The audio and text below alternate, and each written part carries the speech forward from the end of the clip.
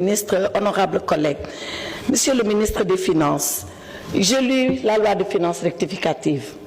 Pour moi, elle contient 3 curiosités sur lesquelles nous devons nous arrêter. La première curiosité, c'est que de mon point de vue, cette loi viole l'orthodoxie financière. Elle viole l'orthodoxie financière parce que le principe est que la loi de finances rectificative corrige la loi de finances initiale. Or, et vous l'avez expliqué dans l'exposé des motifs, il est arrivé des dépenses auxquelles vous devez faire face. Les inondations en font partie, les élections en font partie, la restructuration du gouvernement en font partie. Comment se fait-il que vous ayez déjà consommé tous ces crédits pour venir nous demander de voter la loi? Il fallait d'abord voter la loi avant de les consommer les crédits, mais les élections sont derrière nous. Vous nous demandez de vous octroyer des crédits de 20 milliards que vous avez déjà dépensés pour les élections. Première violation de l'orthodoxie financière.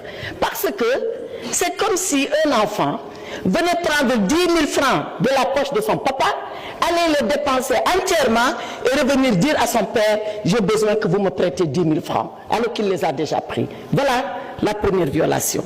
Deuxième violation de l'orthodoxie financière.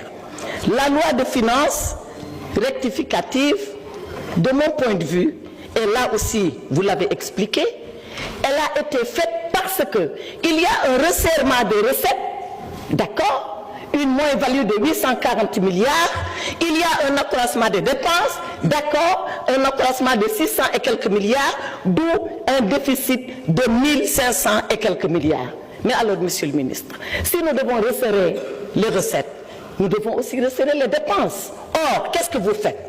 À la page 25, je crois, du budget, vous dites exactement ceci.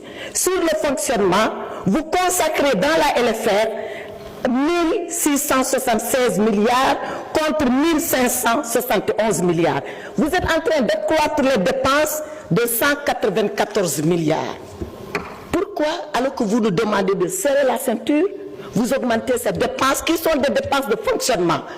Pour que le peuple sénégalais sache, les dépenses de fonctionnement, c'est les dépenses de prestige pour votre confort, c'est les bureaux, c'est le matériel, c'est tout ce qui fait le confort du gouvernement.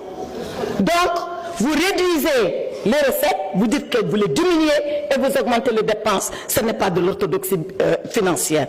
Et dans le même temps, vous réduisez les dépenses d'investissement. Voilà pourquoi Mamadou Mori Diaw à Matam, tous les chantiers sont arrêtés et c'est ici, dans la loi de finances rectificative. Pour finir, cette loi de finances que vous nous demandez de voter, elle est illégale. Elle est illégale parce que vous connaissez la